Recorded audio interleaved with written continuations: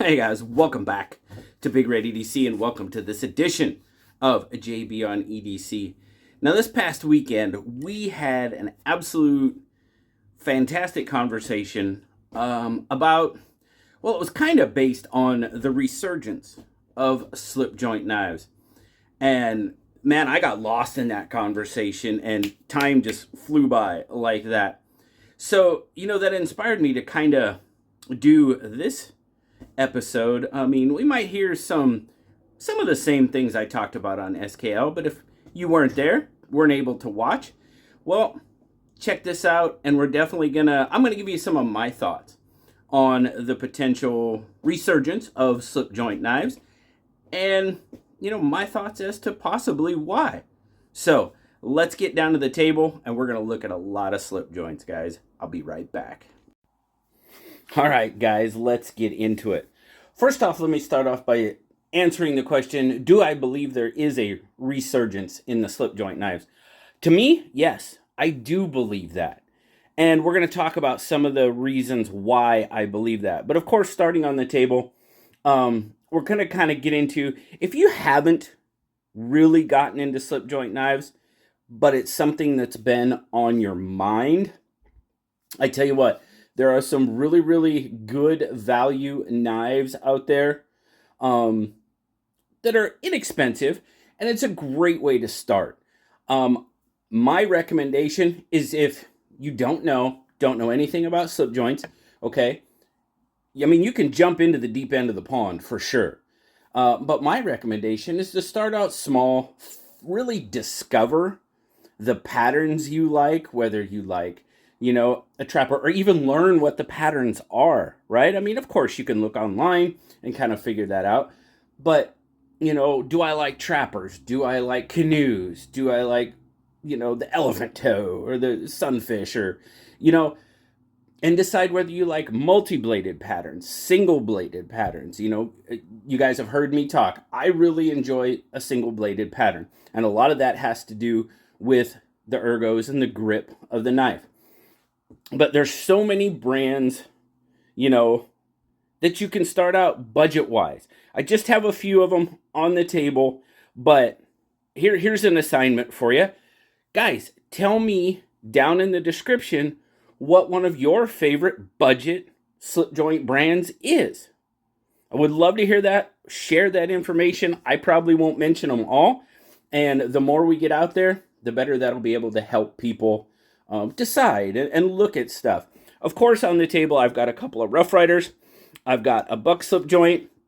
And then, of course, guys, I had to get this guy in.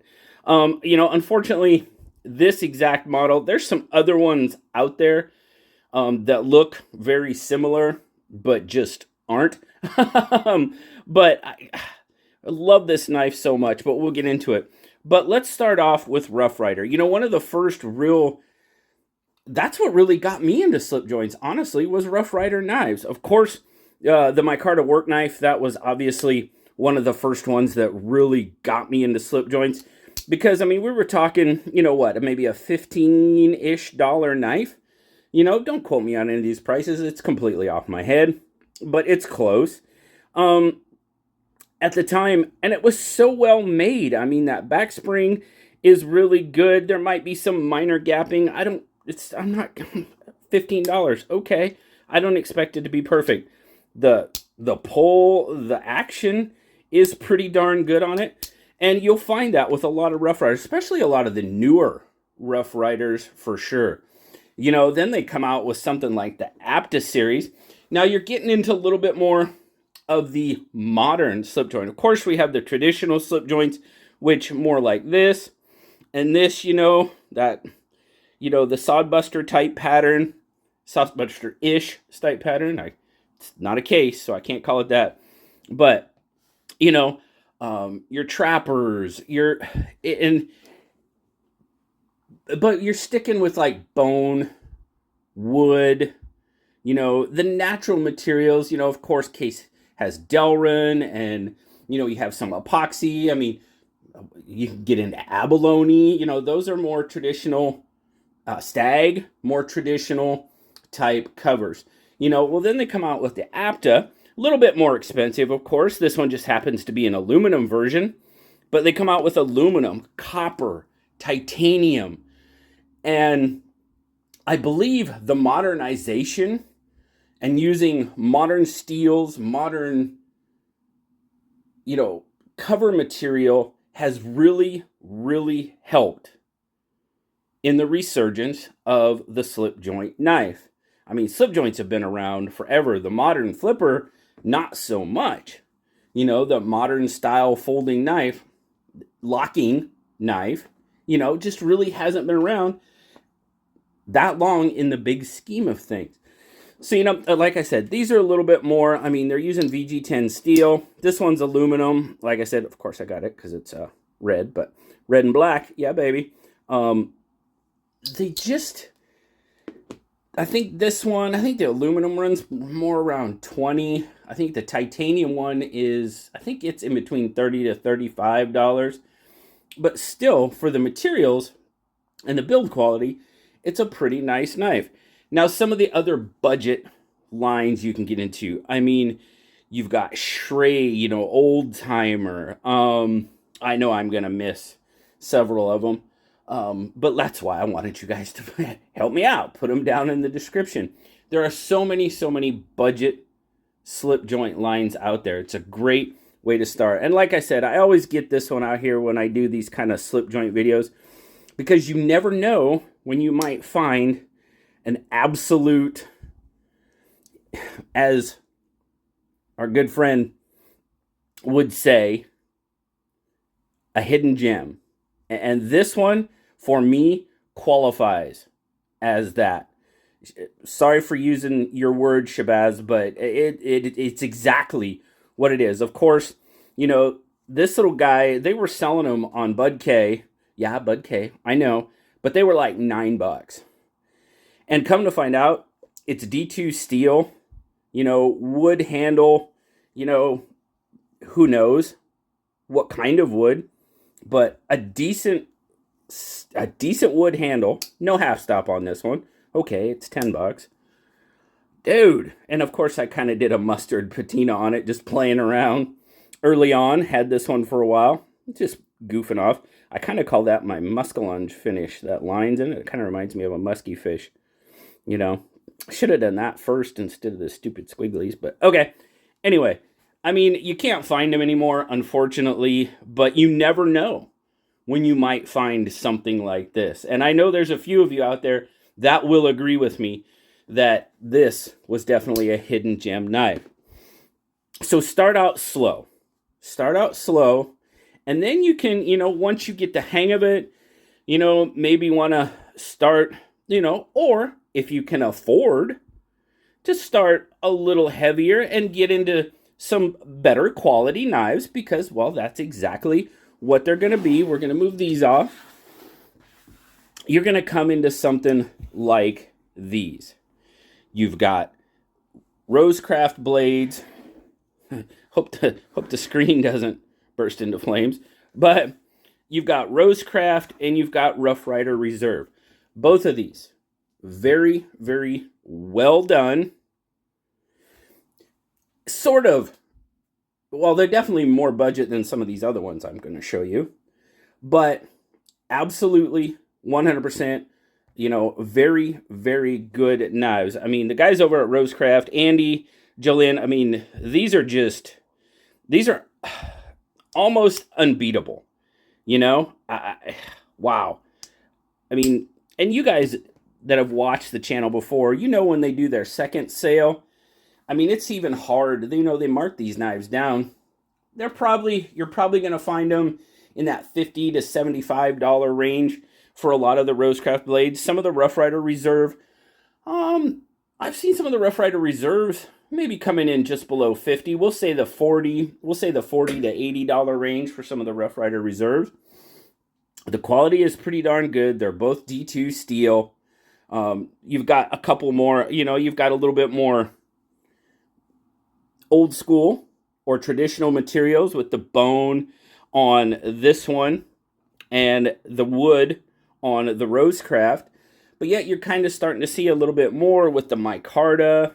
Once I get into some of these other brands, you're going to see a lot of some just awesome cover materials that people are using. But like I said, you want to step up your game a little bit, you're going to get a fantastic knife. And this is, I'm completely speaking on my experience. I've really never had an issue with any of these. Like I said, now Rough Rider Reserve, I've never seen them sell seconds. When RoseCraft sells their seconds, and what I mean by a second is it's a knife that doesn't quite pass their QC. And when they put those on sale, you really have to look to find the so-called deficiency in the knife. Some of them are a little bit easier to notice, maybe a little bit stiffer, in the action. They might have a tiny crack by one of the pins or something like that. I mean, it's usually so hard to see, but you can step up a little bit. Now, I'm going to show you guys something, and most of you are going to be going, really? There are some really nice case knives out there. You guys I've talked lately about my unluckiness with case. But I can tell you what, this little Sodbuster Jr. is an absolutely gorgeous, fantastic knife. It's a amber peach seed jigged bone, Sodbuster Jr. I can call it a Sodbuster because it's a case. Gorgeous knife. Now, the one thing with case is, like I've already mentioned, I have made it a rule. And these are similar price. You're going to pay a little bit more for the case sometimes or not. It all depends on what you get. Whoops. I have vowed not to buy them sight unseen. That's just me.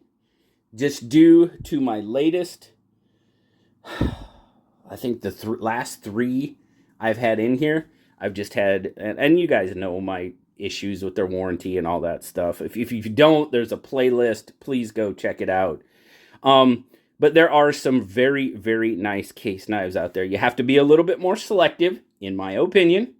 I will not buy them sight unseen, but you can get some really gorgeous knives like this, which I just received as an absolutely fantastic Christmas gift. I mean, this one, there is some minor gapping in this one. Okay. Yep. I mean, that's the stuff you have to look for. But you can find some really gorgeous ones. And it will be a treasured gift for as long as I live. Minor gapping or not. It's just the idea and the sentiment behind it. This will be an absolutely treasured gift forever. Now, once you get, a lot of people collect case, a lot of people collect RoseCraft, Rough Rider Reserve, all that good stuff. Now, once you get kind of past those, Boker's another one. They have a lot of the budget. They have a lot of the mid-range that we're talking about. They're also, got some really nice knives. Now, if you want to step up and you're really, okay, I'm into this whole slip joint thing, I'm going to start collecting. Well, that's when knives like GEC come into play. Because GECs, they are a collector's knife. When they hit the market, they are gone. They are collector's market knives, and you're going to pay more for them. You're going to be well over the $100 mark for pretty much most of them, if not all. I think there's a few that might slip in under 100. But normally, in my experience, once again, well-made knives, I've heard some things about the sharpness of them, coming not exactly sharp. But then again, I'm telling you, when they hit the market, they're gone. A lot of these GECs sell out in minutes. I've been really lucky with the ones I've got. I have not had any issues. I've got some really beautiful knives. They are kind of collector knives, it's what they are, and that's kind of what they've become in my collection. I don't have very many. I think I might have 7 or 8 GEC knives, but there's some really, and they usually stick with the traditional, cover materials, for sure, from what I've seen. Now, trust me, I am not the be all end all when it comes to GEC knives, without not even close, you know. But in my experience, they seem to really stick towards the more traditional. Now we're going to start talking about some more of the modern traditionals that I really think have, I keep saying modern traditionals, modern slip joints. I need to choose my words a little bit more carefully. Modern slip joints that have really helped bolster not only their own market, but the old school traditional market. And I really have. Now, we're going to see a couple here. You know, these are some of the traditional pocket knives, Sea Reisner Cutlery exclusive hedgehogs. These are QSP models. You've got slip joints. Now, the one thing about these is they have pretty strong pulls. They come with, I mean, this one's probably a 7. Where most of these other ones we've been looking at, they're in that 5 to 6 range, which what I think is 6 is pretty much perfect for me. 7, you're starting to get a little tighter. If it's consistent through the brand, you know, some of the older generation that really are into slip joint knives and might enjoy getting into these traditional slip, or these modern slip joints. See, almost did it again. Modern slip joints. They have issues opening them. And that's what I've noticed with some of these, you know, more modern slip joint knives. This one's a little bit better. I'd say this one's probably about it's a 6 to a 6.5. It's not as stiff, but look at the handle materials we're using. Fat carbon. Okay, fat carbon, you know, these, I mean, you're looking at fat carbon, titanium, hollow ground. I mean, steel-wise, S90V. My goodness, I mean, we're so far away from 440C, 440A, VG10. You know, we've gone past that by a long shot now. But still, very good price for materials, in my opinion. I mean, you're talking, I believe these are like $145, which for materials and what they're, and the build quality, yeah, that's pretty darn good. I mean, look at the build quality on that. That is pretty darn good. You know, centering, yeah, it's absolutely fantastic. And now, you know, we're getting into the newer models, or QSP's been around a while, but they're making slip joints.